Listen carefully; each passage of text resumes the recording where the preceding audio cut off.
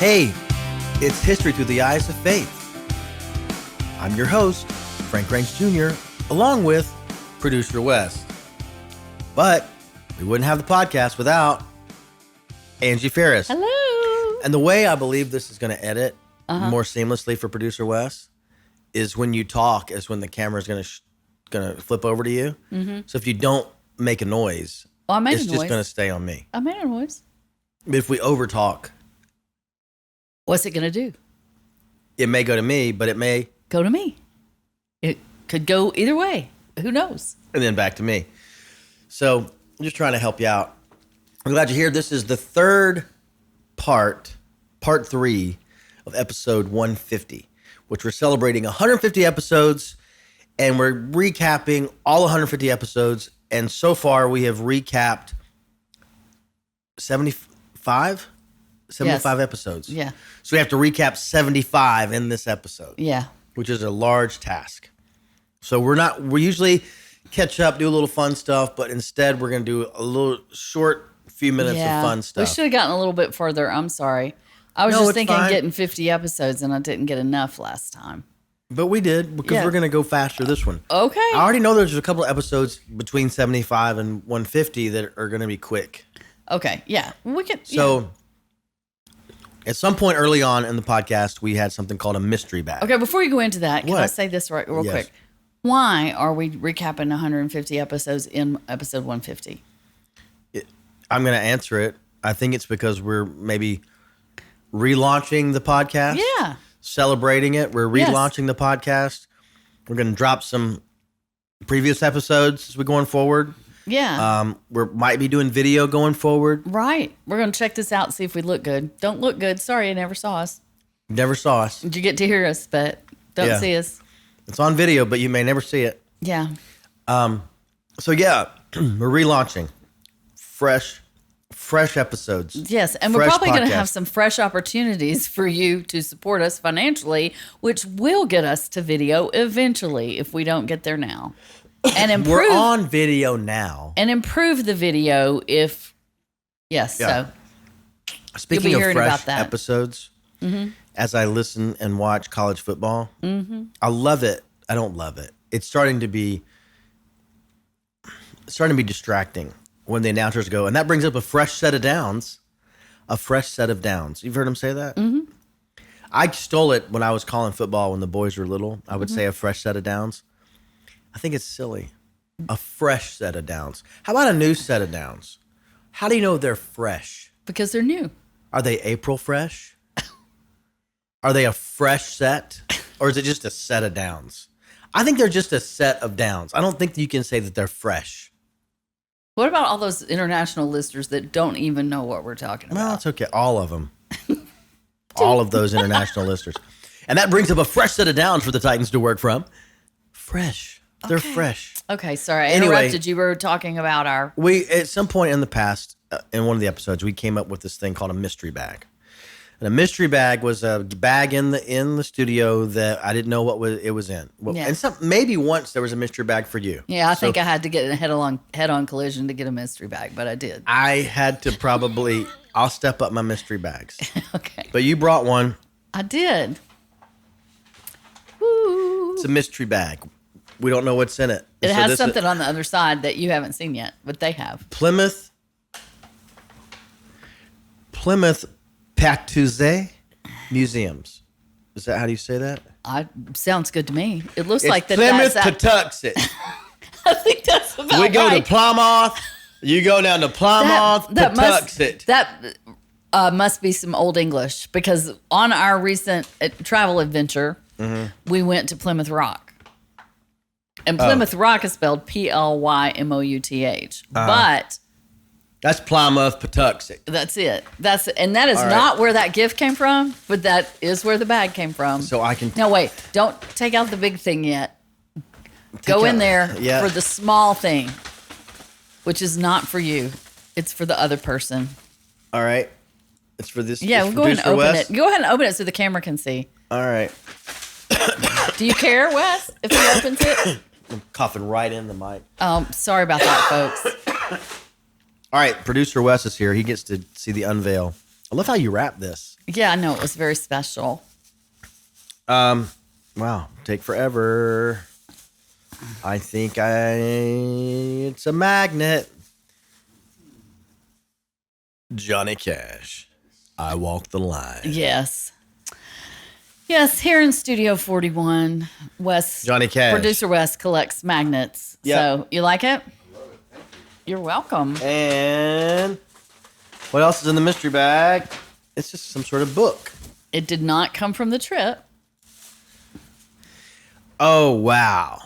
It's a Rolling Stone visits Saturday Night Live. And you can tell that is not a fresh book. No, did you buy it at a vintage place? No, I found it in my garage.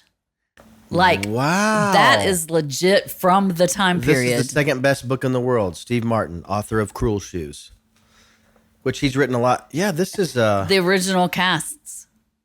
This was published in 1979. Yes. Wow. I found it and I said, can I have permission to give this to my brother? I think it was my husband's. Well, I'm very appreciative of this. Super cool, huh? I was Rolling so Stone excited. visits, meaning they went and did a story on the show Yes. after the first year. Wow. Yep. So you'll have awesome. to bring interesting tidbits from that back to the podcast.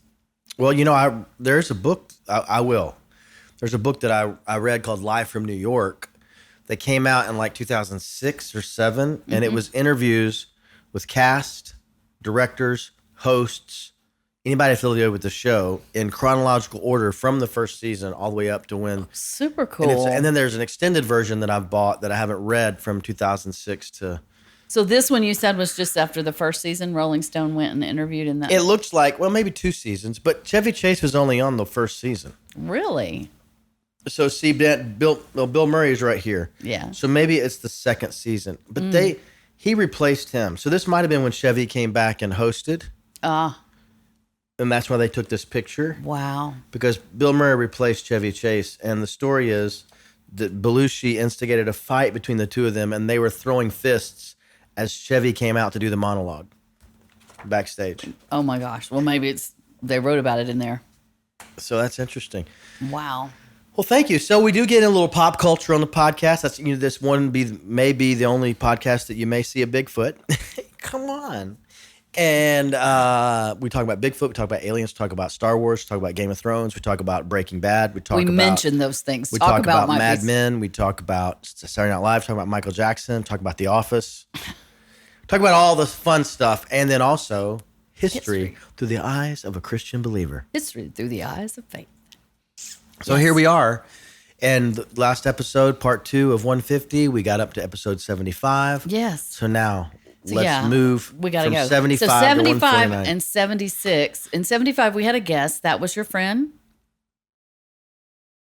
Tad. And we talked about King Arthur. Legend, legit or legend. So it is not really in the timeline. It just kind of fit the Middle Ages. And we went down a little rabbit hole to talk about, is King Arthur legit or legend? Tad rejoined us in 76. And then we talked about the withdrawal troops of Roman troops from Britain and the Saxon invasions and the breakdown of the economy in Britain. And then episode 77 is Game of Kingdoms, early English history, and its influence on the larger story of Western civilization. We talk about how English became a global language and how God weaves together events in history for his purposes. And we blend historical reflection with the significance of language in shaping culture and identity. That might be where we use that language wheel, which I thought was super cool. It's a chart. Yeah, and I know that is on our Instagram feed, which we will be upping. Yeah. Okay. So episode 78 is the first millennium, where we review the first 1,000 years. Okay. So we get our history cards back out. If you don't know about them, go back, listen. We have some little We haven't had flash history cards in a while, though. Yeah. Episode 79 is Lords, Barons, Villains, and Smurfs. Yeah, because it was serfs. Yes. And I thought Smurfs was funny. Funnier. And that's the 9th and 10th centuries, and we're talking about the decline of Charlemagne's empire and how civil wars and invasions caused the empire to fragment and led to the rise of feudalism, where local lords held power and offer protection in exchange for service. That shapes the rest of the Middle Ages. So that's very important. Even up into the 20th century, you're still seeing the tentacles of feudalism, I think. Episode 80, Don't Go in the Woods. That was the High Middle Ages. And that was about like the belief in spirits and the authority good and of evil. the authority of priests, bishops, and popes. Bless you. In matters of morality, bless you, and spirituality, as well as the fear of excommunication and hell as powerful social forces. The episode gives listeners a picture of a society where religion shaped every aspect of existence. Episode 81, Bones, Honor, and Respect. This was about the veneration of relics at its medieval peak. Yes. There we go. So if you've always wondered what a relic is, that's a very interesting story. Episode 81. Episode 82, The Schism is Gonna Get You. And now we have arrived. The schism is gonna get you. We now have arrived at the 1054 schism between the East and the West. When it's what becomes viewed as we look back as the final break between the Western Church and the Eastern Church, or otherwise known as the Roman Catholic Church and the Orthodox Church, the Church of the East. The 1060? Yeah, 1054. And that's in episode 82. Episode 83 is Harthacnut and all that. Harthacnut. Yes. The Norman conquest of England. So we talk about these Viking descendants in the Normans that invade Anglo-Saxon England, and then that's really the beginning. That's William the Conqueror and the beginning of the chain of English kings. Okay. And the uniting. So that's very interesting. That it's also in the next episode 84. Well, episode 83 is kind of the background to who William was and what his lineage was and what put him in position to try to claim the throne of England. And then episode 84 is called 92 Kicks in 1066. And the first portion of that is talking about our father's 92nd birthday party and what the adventure that was. Wow. And then we talk about 1066, the year of the Norman conquest. And also very... His 92nd birthday party, was that at O'Charlie's? Yes. Check that one out. Quite the story. Okay. That was episode 84. Episode 85 is Piety or Power, and I think that's probably where we introduced that phrase. And we talk about Pope Gregory VII and the investiture controversy. And we explain how Gregory asserted the Pope's authority over kings and emperors. And anyway, so there's a lot of the pull between the Church of Piety and the Church of Power, and particularly how Gregory VII was involved in that. And then episode 86, Frank had a lot of fun naming this one, Papal Reign, Papal Reign. Papal Reign. There we go. Papal Reign. We just described the incredible reach of the medieval church, not just spiritually, but financially, militarily, and politically. Who was the Pope? Don't ask me that. I don't remember. Because you know what he said? It might have been Gregory VII. I think I remember him saying, I never meant to cause you any sorrow. I never meant to cause you any pain. Here we go. Aren't you so glad you got the camera now? Papal Reign. So we explore how the church touched every aspect of ordinary life, also important to grasp, from peasants to nobles, through its courts, taxes, and teachings. The episode sets up the story of how the papacy reached its peak of power in the Middle Ages. Good one to listen to. Episode 87, Perhaps a Misconception. It has to do with Christendom and the Crusades. So this is where we first start introducing the idea of Christendom and how it provided the only unifying structure in Europe. And then we talk about how the Crusades were only possible under the church's leadership, since no single political power could have organized them. And we introduce Rodney Stark's sociological perspective. And we do now, a lot. Now, wasn't there a pope in there that was like, hey, you guys want to fight? Why don't y'all go fight? All you knights. Yeah, you knights want to be. That's the next one, episode 88, Urban Legend, and it was Pope Urban. Pope Urban. Yes, Urban He II. rallied the knights to go fight for Christianity. At Claremont in 1095, also episode 88. And we also provide context from Rodney Stark's book, Bearing False Witness. Did Pope Urban have a clothing line? Don't think so. Okay, episode 89, Ninjas for Christ, which is the 12th century. And this is where we got into the Knights Hospitaller and the Knights Templar. What you were talking about when you were doing your summary about education and medicine and that kind of stuff. Yeah. So you can understand the church's role in that in episode 89. Episode 90, there are some upsides. So here we look at the long-term effects of the Crusades, noting the superior There are some upsides. Yes. Noting the superior tactics, the weapons and armor of the West. And we talk about crossbows and siege technology and all this kind of stuff. And Now, are we saying we're pro-Crusades? no. Okay. We're just for the saying that record. we're highlighting how the Crusades accelerated technological and cultural exchange between the East and the West. Okay. So you can't really put all the bloodshed to the side, and we don't want to do that. But what we are saying is because these two cultures were interacting now, there were, like the Europeans set up kingdoms in the Middle East. So there was a lot of exchange of ideas and information and technologies. And so there's a lot of that going on. So those are some episodes on the Crusades there in 86, 87, 88, 89 that I think are worth listening to give you what we found to be a different perspective than one we had heard before when we went through that. Episode 90, that was it. Episode 90, there are some upsides. Episode 91, Corruption, Frank and Dom.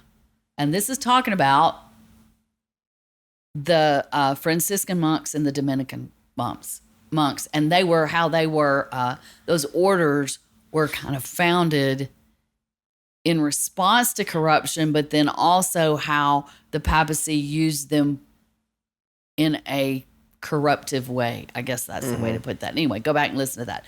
Richard and the Machinations. There's that word we were talking about. We talked about machination. Richard, this is about Richard the Lionheart and his role in the Third Crusade and the political maneuvering that's going on at that time.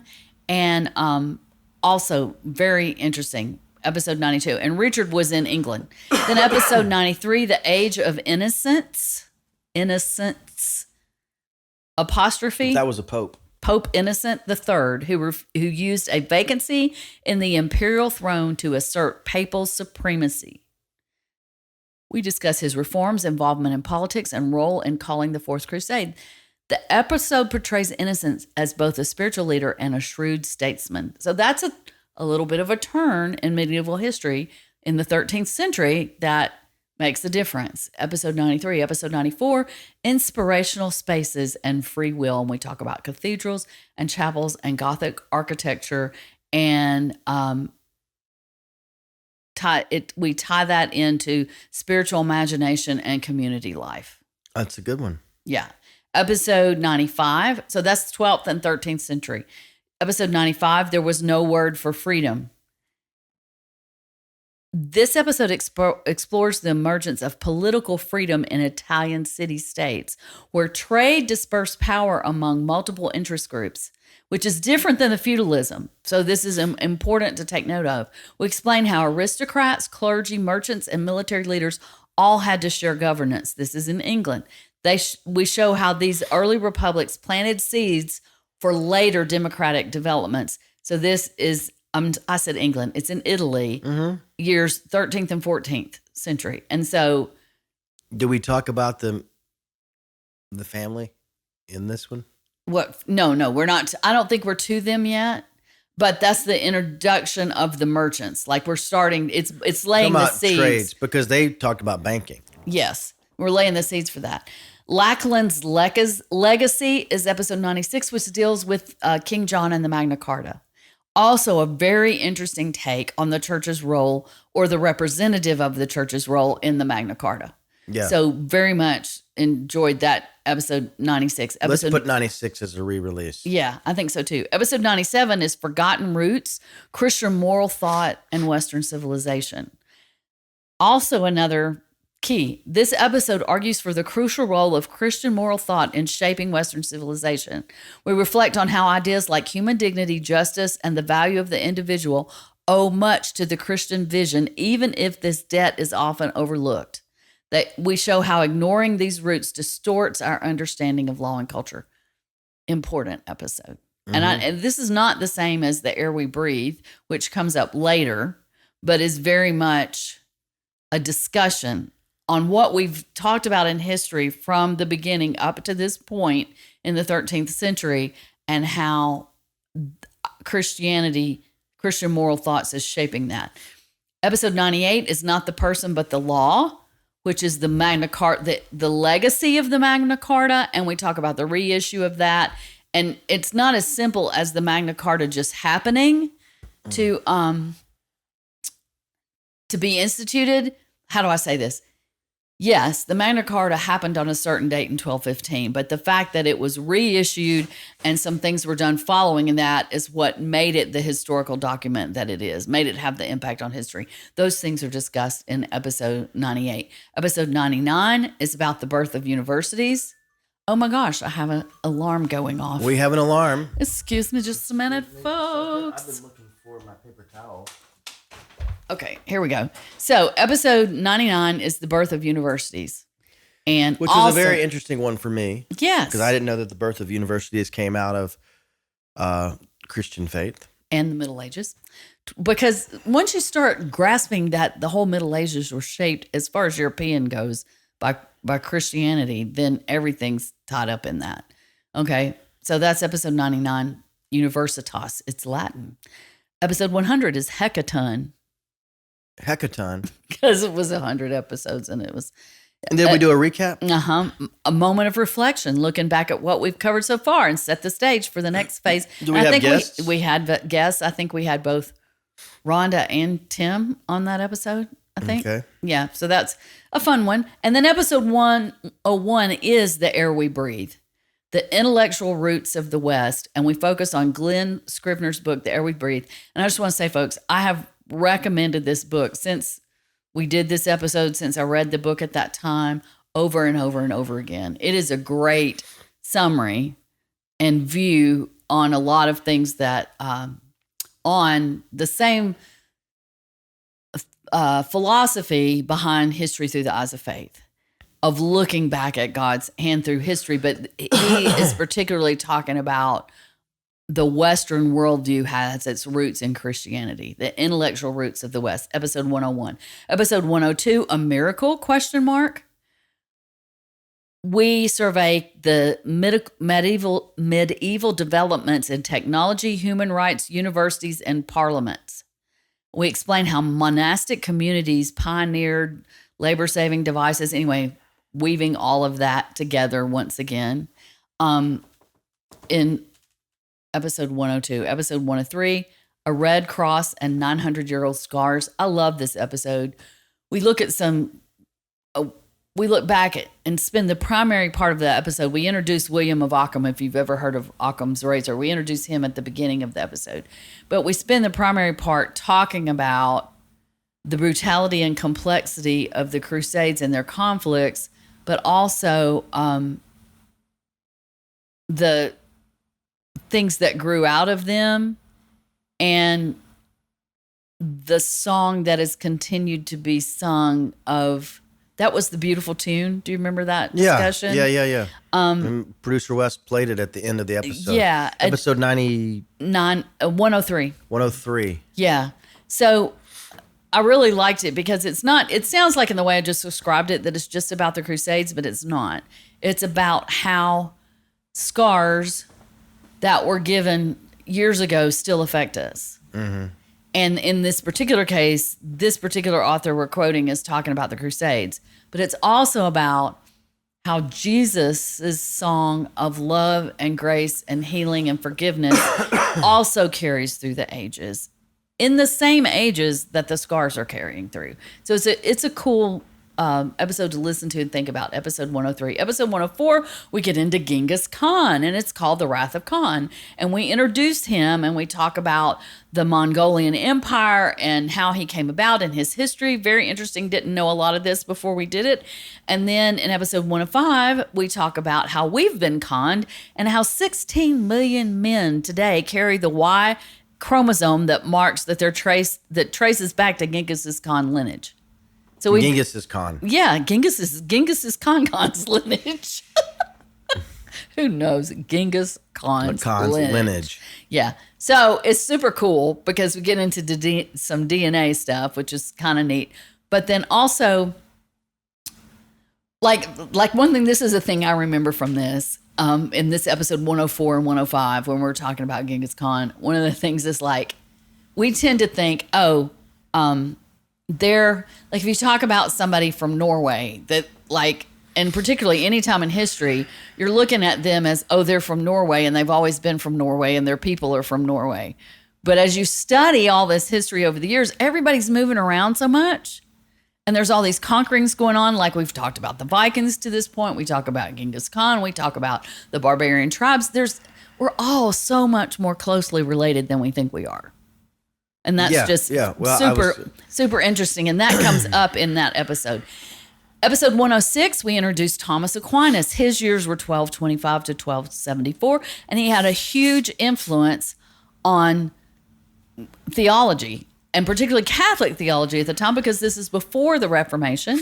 And so therefore we talk about why Protestants have wrestled with Aquinas, sometimes admiring him and sometimes critiquing him, but always taking him seriously. Go back and listen to that if you want to find out some ways that Aquinas influences us that we I just did a chat GPT thing a couple weeks ago maybe last week on a current social topic. Mm-hmm.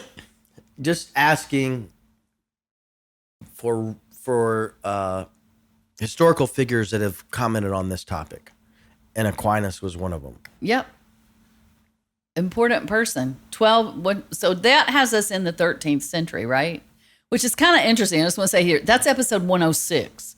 When 149 finishes, whereas here we're in 1225, 149 finishes, and we're in 1550. So only 300 years later. So we've got 3,000 years of history up to 106 and 300 between 106 and 149. Mm-hmm. So it's kind of interesting. 107 is called peregrination or pool game. Who's that about? Sounds interesting. I want to hear about that. Who's that about? Pool game. It's about Marco Polo. Oh, I was thinking pool billiards. It's like we Swimming talk pool. about the medieval imagination and the pilgrimages, and Chat didn't grab Marco Polo, but I know that's why we named it that, because we talk about his travels and how that's a big deal at that point.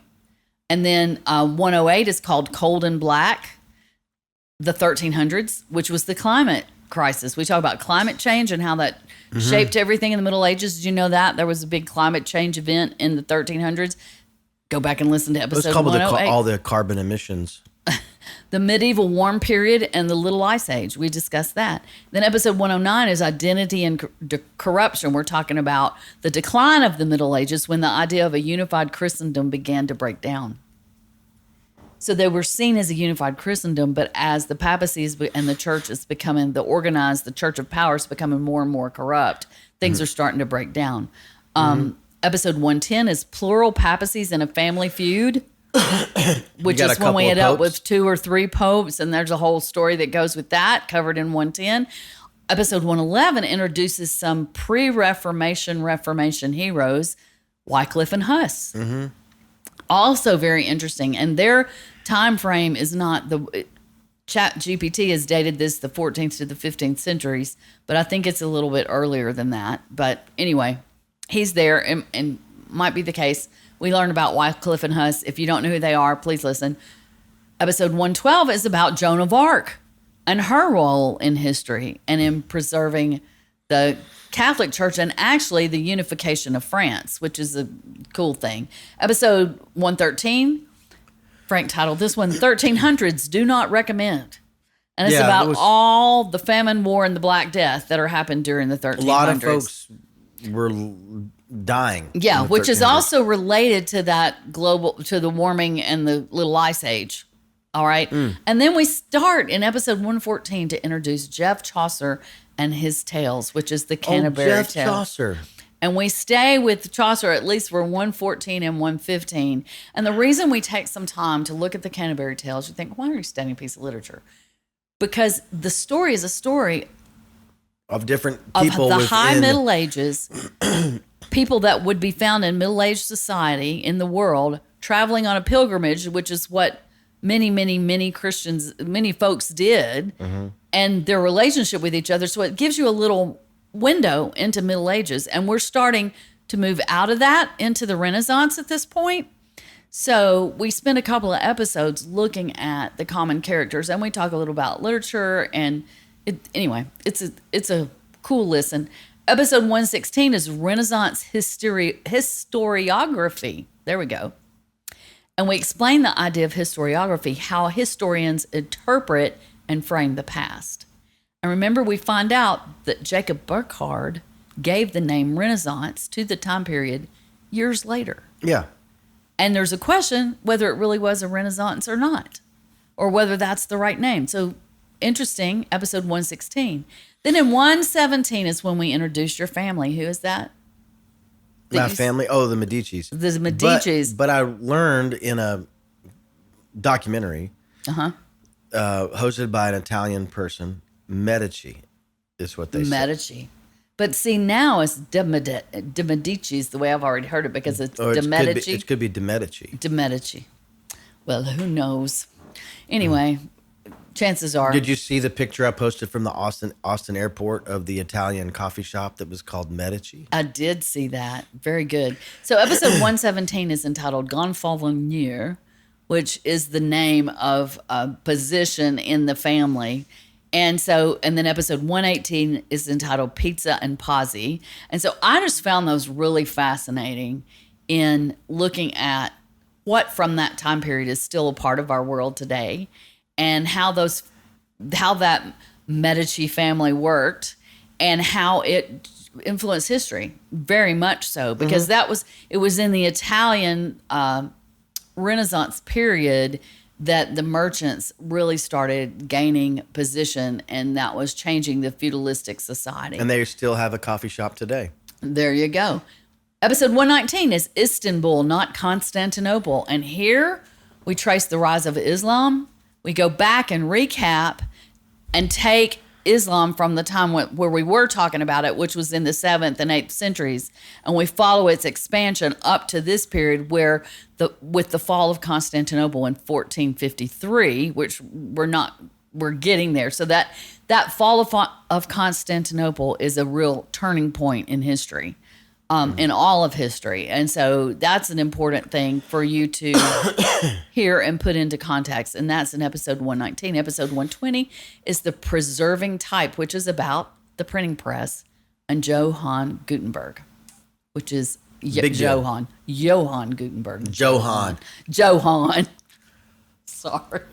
Johann Gutenberg. My brain sometimes when I'm reading this is not working fast enough to go, oh, this is a different language. You pronounce this word differently. Okay. And the printing press absolutely changed history. And his story I just found so interesting. I'd never been that far into it. Do you remember it? Do you remember about how we called the Well, it was like a life's mission. Like it didn't take him like 40 years. Yeah, and he never gave up. Yeah. Which is why we called it the persevering type, because he just kept, okay? Then episode 121 is Bends Toward Justice.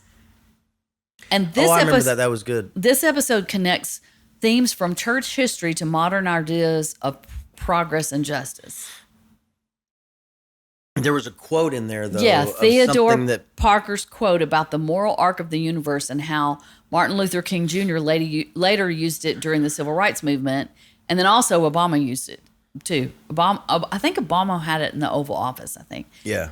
We reflect on how Christian convictions about justice have shaped movements for freedom and equality. So there's. Do you have that quote, or we don't have it in front I don't of us? have it right in front of me. But Okay. I think it said I think it is the arc of history bends toward justice. I think that's the quote. It's something very similar to that. Episode 121. Episode 122, Winged Caravels. So now we're getting into exploration. The beginning. And this one is about Prince Henry the Navigator and how Portugal was the first nation in the game when it came to exploration. And I think this is when we start using Genevieve Foster's book, The World of Columbus and Sons. Yes.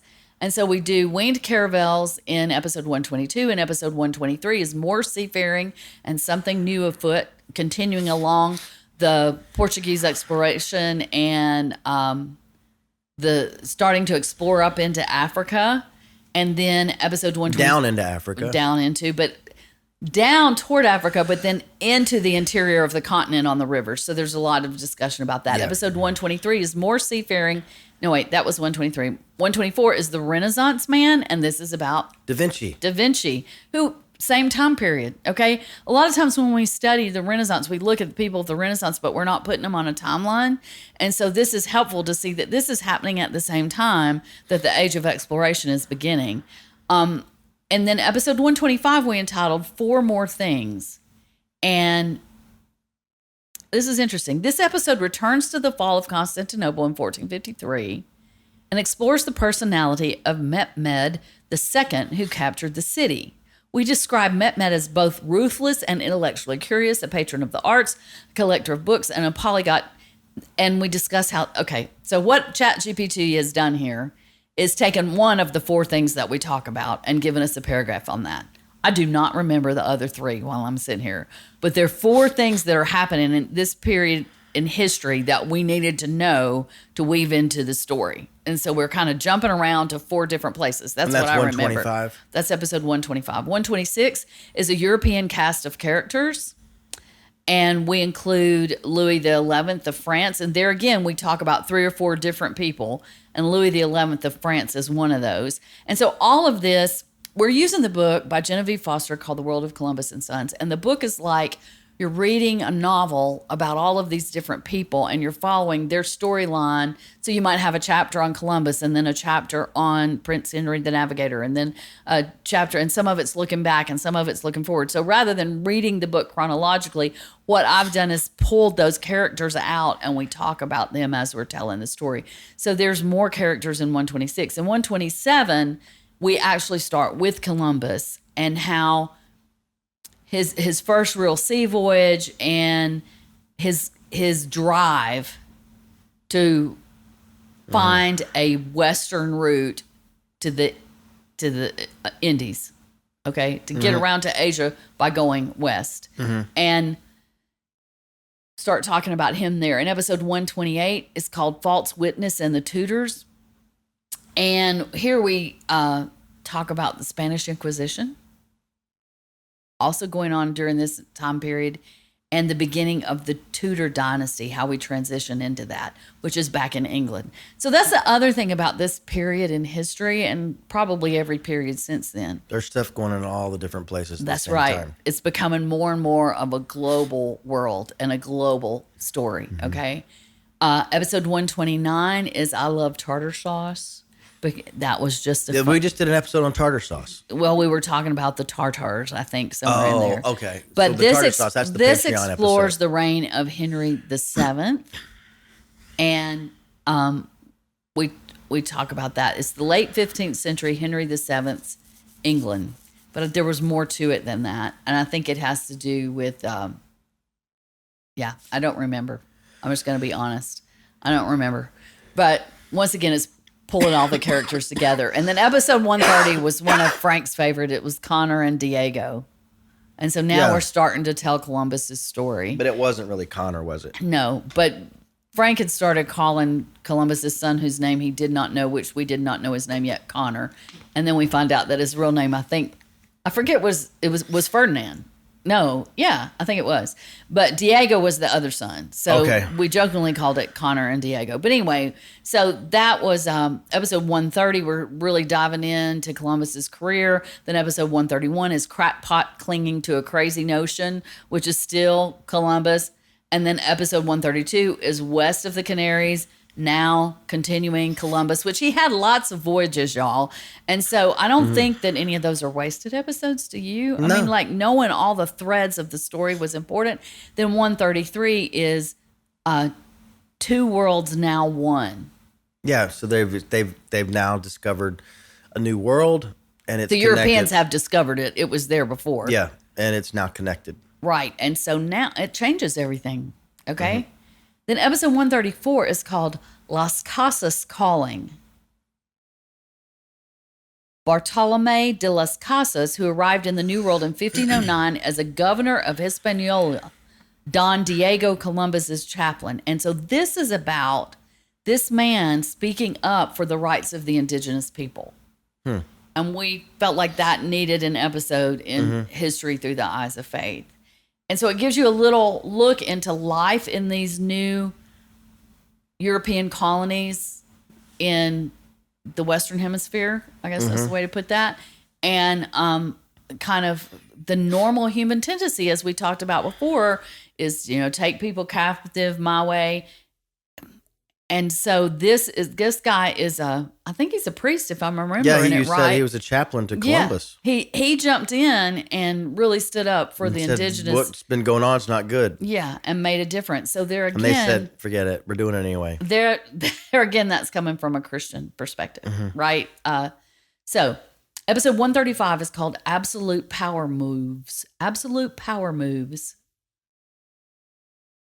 We're exploring how rulers embraced Renaissance humanism, how princes became patrons of art, learning, and architecture while still consolidating political power.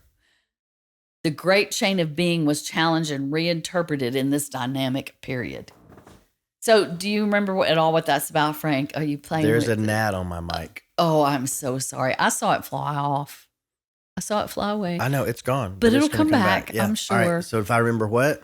Absolute power moves. And I think what this is talking about is the tables are getting turned upside down between the papacy or the church and the monarch, between the monarch and the feudal lords. The merchants are rising up in the scene. Everything is shifting. And there was a quote somewhere, probably many episodes before this one. Many episodes. I remember about the quote. Absolute power corrupts. Power corrupts and absolute power corrupts absolutely. Yeah. Yep. So, Absolute Power Moves, episode 135. Episode 136 is back to the age of exploration when we're starting. It's called Starting to Get a Glimpse. And we talk about Vasco da Gama's voyage that linked Europe and India by sea.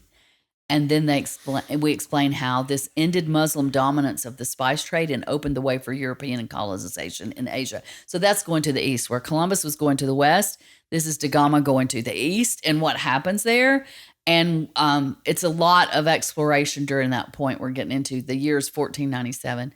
And then episode 137, what's Erasmus got to do with it?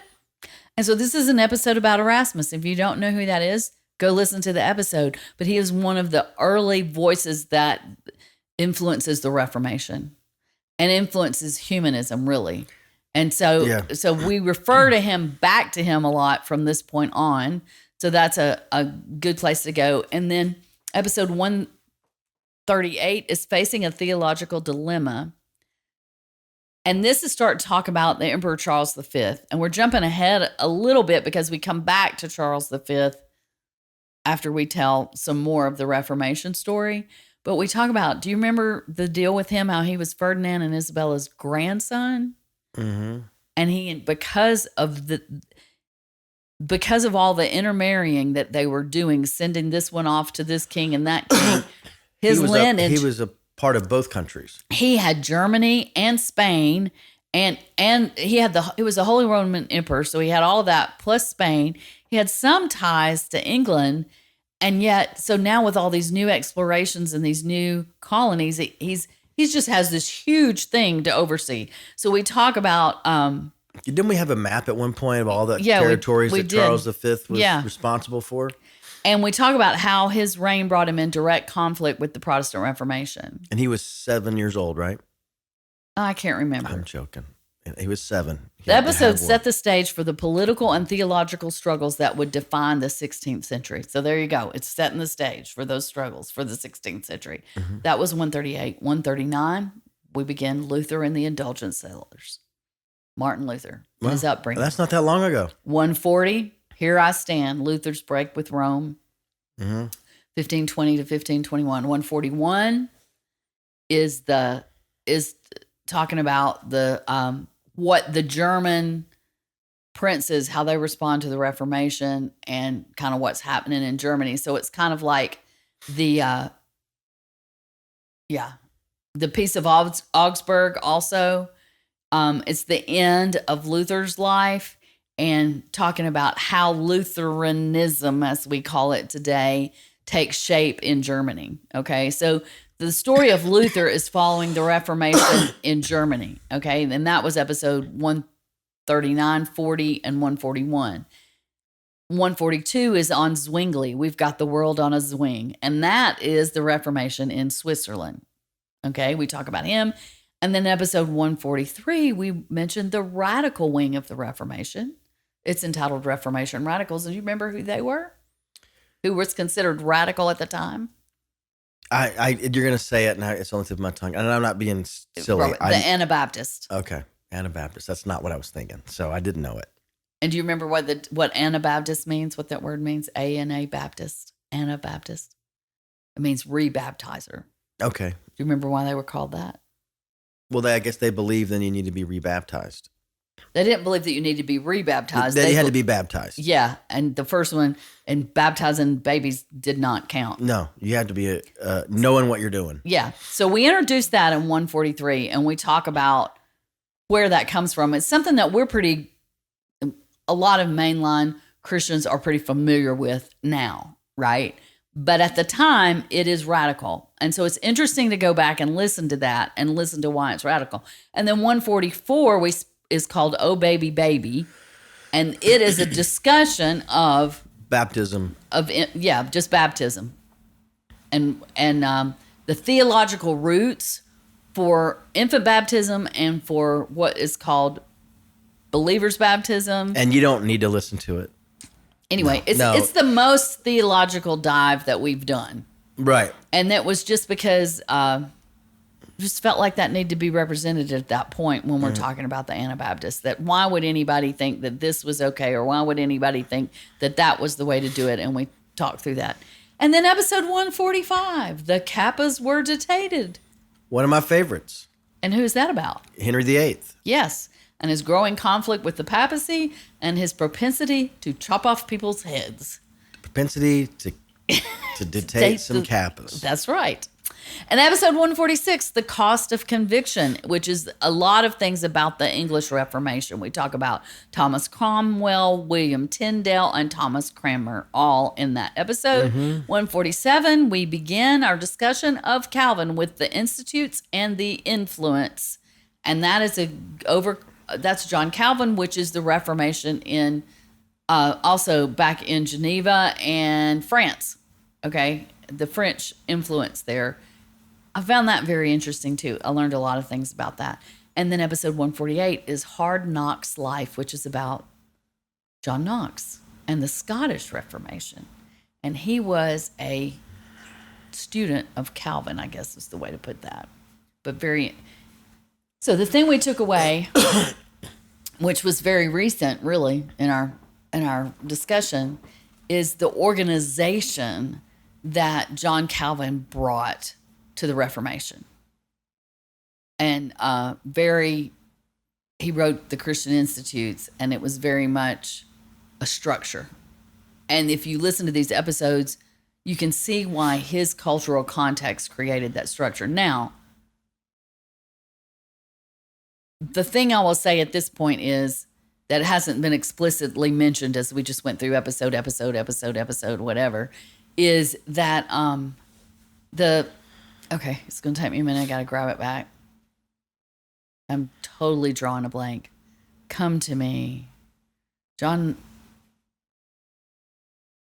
Okay, I've lost it. Knox. Something went somewhere else Calvin. As I was talking about that. That was 148. Oh, what we emphasize over and over again is just because somebody has, like Luther, for instance, has read the Bible and has seen that salvation comes by grace and believes that what the church, the organized Catholic Church, the church of the West at the time, was teaching was not consistent with Scripture, that they wanted to reform the church. They didn't want to start a new religion. But even when it became evident that the church was not going to reform, at least not in that way. And as we move forward in episodes, we'll talk about the response of the church. But that it still didn't mean that each person on the street just chose what religion they wanted to be. It was still geographical. Whatever your prince, your king, your council of elected officials decided is what everybody was. And that's going to create a lot of the strife that we visit in episode 151. Okay. Or 52 or 53 or wherever we get there. But that happens after the Reformation. And so we mention that throughout these episodes. We just hadn't mentioned it here. And then 149 is using, it's a review of the Reformation from the perspective, we go back to Mark Knoll and his turning points, and we kind of review how all of those pieces fit together to lead up to the Reformation, where we covered all of those pieces as we went through of the social turmoil, the changes at the end of the Middle Ages, the rise of monarchs, the rising up of a national identity that had never been there before. All those things are covered in those episodes. Then Noel summarizes them for us and shows how they all fed into the Reformation. So it's also a good summary verse, a summary episode that doesn't have a title yet because we're getting ready to release it. We don't have one this week. So you will know the title when it comes out, which you'll already know the title by the time you're seeing this. But that was it. Did I go fast enough? You did great. Well, I mean, perfect. Do you see the arc of history, or was it just a list of episodes? No, because we were able to no, it was good. Okay. It feels like bam, bam, bam, bam, bam. But anyway, it's been super cool, and it gets more connected. And there's more to tell. More to tell, because like in the last 4 or 5 episodes, it's just the Reformation in different parts of the world. Yeah, and we're just right now in the middle of the 16th century. Yeah. Which I can date our lineage. 16th century. Did I say 16th? Is that what I said? Yes. I can date our lineage back to, with names, to the 15th century. In which branch? Our father. The Reigns? Yeah, well, it reigns and then it changes names. I mean, from what I remember, I showed you one time. Yeah.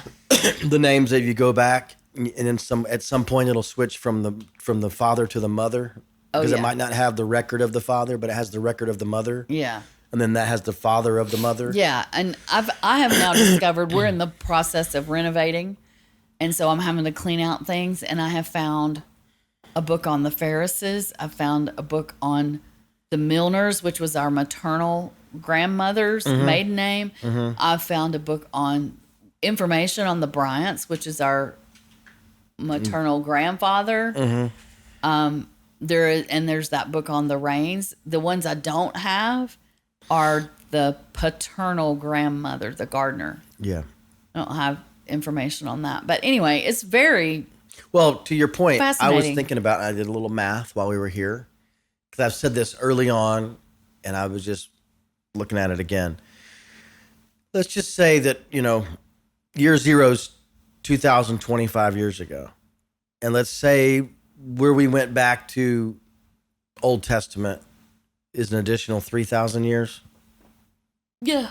Something like that. 2,000, yeah. So let's say 3. Let's say it's 6,000 years. Let's say that our podcast covers 6,000 years. Yeah, it doesn't. It doesn't, but... Yeah. It's okay. It's fine. Yeah, that's great. Let's say all right, well, let's do it this way. No, I think that you're right. If you're talking... so you're to Noah... Yeah, let's do it. 6,000 years. That sounds good. 6,000 years to Noah. Okay. And let's say the average lifespan today is somebody that's 76 years old. Now, like the Bible says, Noah was several hundred years old. Right. But let's just say that there's a person that lives to be 76 that goes back 6,000 years. Okay. So if we put that person in a space, it's 79 people. That's all. So if you think of a crowd of 79 people, that's not a big crowd. That would be one person over the last 6,000 years. One person every 75 years for 6,000 years is only 79 people. Yeah. Pretty Isn't that wild? amazing. Yeah. So it'd be neat to have all those people and say, tell me about your 75 years. Yeah. That's what we're doing. And they would say, well, it sucked. A lot of my friends died. because there was, some climate stuff going on. I was able to make it to 75. These rats have been eaten and they got snuck on the ship, and then the next thing you know, everybody was And dead. one guy would say, this guy Jesus, a lot of hype. Another guy would Or say, you say, this guy Jesus changed my life. Changed my I was life. never the same again. and then another guy would say, I had to fight some Huns. That wasn't fun. Yeah. So it's interesting. So I was going to tell quick. So we got just a few minutes. So So what? Go ahead. before you tell it quick, is that like it has nothing to do with us, Okay. other than we just tell stories about what's going on in our life. Okay, before you tell that, how does everything we've talked about to this point It's a loaded question for you relate to today? How is it relatable to things going on in the world today or in your life today? Or Well, the Christian faith is just a big part of the world. Like it's divisive in places and it's unifying in places. yeah, I thought of something like, this is stepping out on a limb for me to say this, but not this part, but my comment about it. So I watched the funeral service for Charlie Kirk, and all the speakers and the whole 9 yards. And it was a wonderful worship service, in my opinion. I know a lot of people were bothered. A lot of the comments that I've heard was this bothered by political figures, government figures discussing their faith. Now, I don't know if they were bothered or not. There's just comments I've heard about that. And so it made me think about this, like, until the creation of America, nothing else would have ever been expected. And even our founding fathers believed, they spoke of their faith. The idea to separate their faith from their public life was inconceivable to them. But I think that we've come to believe, or a lot of people have, that the separation of church and state means that a public figure never talks about their faith. That's just one of the things that it means. Or that the government or anybody that represents the government can't say anything about faith. I personally think what it means is they can't push a faith. They can't. The government cannot institute a faith. That's the way I read it. This podcast is not about politics or how we interpret the Constitution. So I don't want to give off on that. I'm just saying that right there happened in the last few weeks in my life and was making me think about all this content and how the people who founded this country were not to that point in history, but they did it so that they could practice their religion without the government bearing down on them. But what set them up for that is what we're talking about right here in the Reformation. So we're only 1,500, not even, people are starting to come to this continent during the time period where we are right now. I just got back from this trip to the Northeast, and I was seeing things that happened in the 1500s and 1600s. And I'm like, wow, we're there. We are there, And so all of this talk about the relationship between the church and the state and what, not so much that, but like what faith is your leader, and does that mean you have to be that faith too, and the whole country has to be the same faith, and all these things that we're getting into is what shaped the response that is our country, which is still affecting how we interpret what happens in front of us today in one way or another. Anyway, just found that. It just brings it all very relevant. Yeah, to me. Cool. All right. Thanks. What's your story? It's just something that happened last week. What is it? It has to do with history through the eyes of a Nashville native. Okay. So when I say native, I've been in Nashville 37 years. And you've been in Nashville about 5 years longer. And growing up in Mississippi, our church... He did, not me, but he grew up in Mississippi. Our church, on occasion, and the high school, on occasion, band visited Nashville. And in my life... What? I just remember a trip where we were chaperones and you were in the youth group. Yeah. In my life, I visited Opryland a lot growing up. Yeah. And then I worked at Opryland in 90 and 92, and then 94, 95, 96, and 97 when it closed. Well, there's a filmmaker that made a documentary about Opryland, and it was in the Nashville Film Festival. And so we went, Ron and I went and bought a ticket, and on Wednesday, I think, afternoon, we saw a documentary on Opryland. And wow, there were a lot of people there that also worked at Opryland, and like the head of entertainment came to the documentary. He's probably in his 80s. And it was so nostalgic. It was so nostalgic seeing all this footage and all these interviews. And somebody stood up afterwards in a Q&A and was like, this is, in our country right now, we need some nostalgia like this, you know. But we also learned from the documentary and from the filmmaker that someone came out, like the person that made the decision to close Opryland and put a mall up, one of the main people that made that decision. I mean, I'm sure he was influenced by different people. He left the company a few years later, and then the person that came in looked at all the documentation, was like, there's no credible reason why Opryland should have ever closed.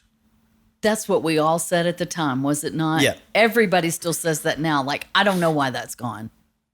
Well, the flood had a lot to do with it. No, the flood was after. The flood was after because it flooded the mall. right. But a lot of the historical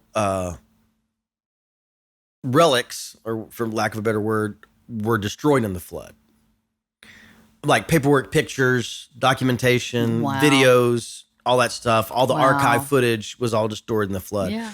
So this guy had to really work hard to get stuff together to go in there. But yeah, it was greed. It was people that are coming to the hotel for conventions are going to spend more money at an outlet mall than at a theme park. Yeah, And the but- theme park was very seasonal. Let's do something year round. Yeah.